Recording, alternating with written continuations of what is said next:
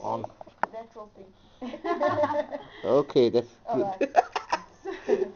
So, now I've forgotten where I was. We were talking about the prep. The preps, Yeah. yes. And over the years, that has absolutely changed. And so I think if I talk a little bit about what we see in terms of the Reggio philosophy, then I can talk about how we've made the changes over the years, okay? So for us, although it is a philosophy, it's not a program. You know, Carla Rinaldi, she says we specially called it progettazione, not programmazione, because that's fixed, okay? But it's a philosophy. So when the way that I always talk about it is in three areas, but that doesn't mean that when you see which schooling, which St. Leonard's are you going to tomorrow? The early learning. Yeah, there's two. Yes. Are you going to Kirsty or to Kerry? You mean Kerry. Okay, so she might speak about it in a different way, but you'll still hear the similarities. I'm absolutely sure of that. So when I talk about it, I do break it into three areas because it makes it easier for my parents to understand. And number one is the image of the child. The second is the role of the teachers, and the third is the environment. Within that, it's very complex, and everything moves together. So I'll mix between the different things. The image of the child. You know, in most schools they say we look at the needs of every child, and if you think of a child with needs or who is needy, it's quite a poor image of the child. And really, the image of the child that comes from Reggio is a very strong image of a child. Really seeing children as very curious and full of wonder, really, you know, rich in potential, very able to construct and co-construct their own learning. And for us, that image of the child is actually what underpins the whole philosophy. Everything that we do and we think about is always in terms of that image of the child. Okay. So most important, and I don't think that any parent or school council or anyone else can argue a rich image of a child. You know, they much. You know, when I talk to parents when they come in and I talk about that image of a child, I see them smiling, I see them understanding, because sometimes we get children who come from other schools and they come with a file like this of things wrong with the child. And who looks at what the child can actually do? You know, so very important. It's also saying a child is a unique individual, but within a group situation, and very much that small group. So, and a very collaborative group. It's not about a group of children all sitting around a table and doing their own thing. It's about children working in a small group, exploring ideas, sharing ideas. It's very much based on Vygotsky's theory of the social construction of learning. Okay.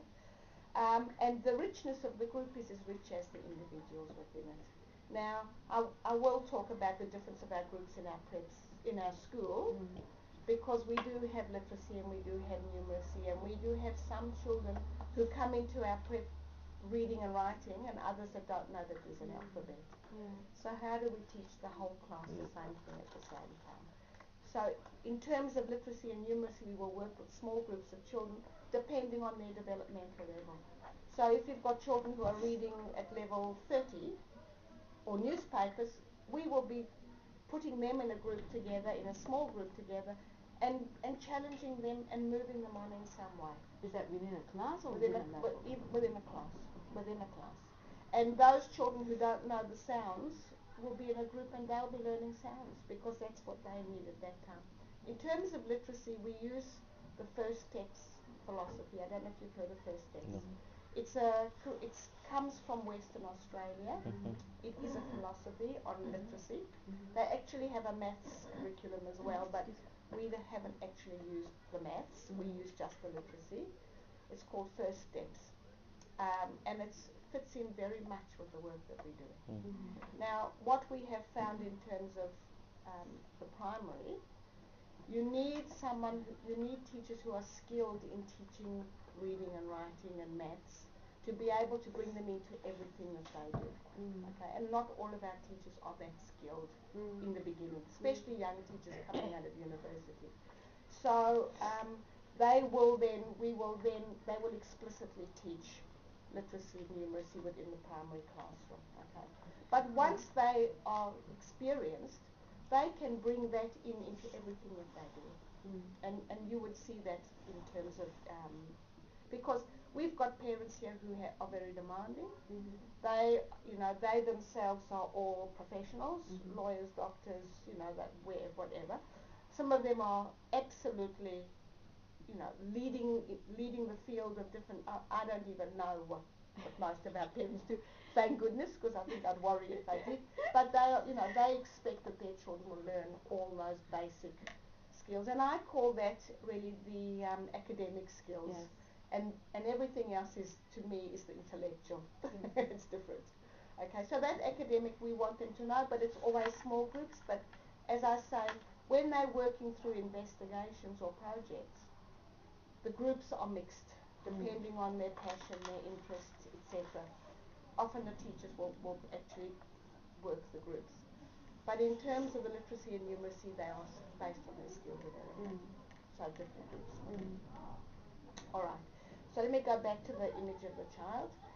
So again, it is that very strong image of the child as a unique individual within a group situation.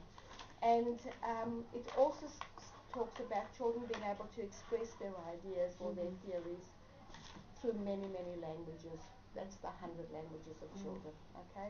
And so that children really being able to express their ideas through music, through movement, through whatever, particularly what we call the graphic languages, the visual arts. Yes. And so we, talk about clay as a language, or paint as another language, or the use of wire as another language. Now that's the hard part in primary school. Yeah. Okay, because in preschool, those things are part of every part Yeah. thing that we do.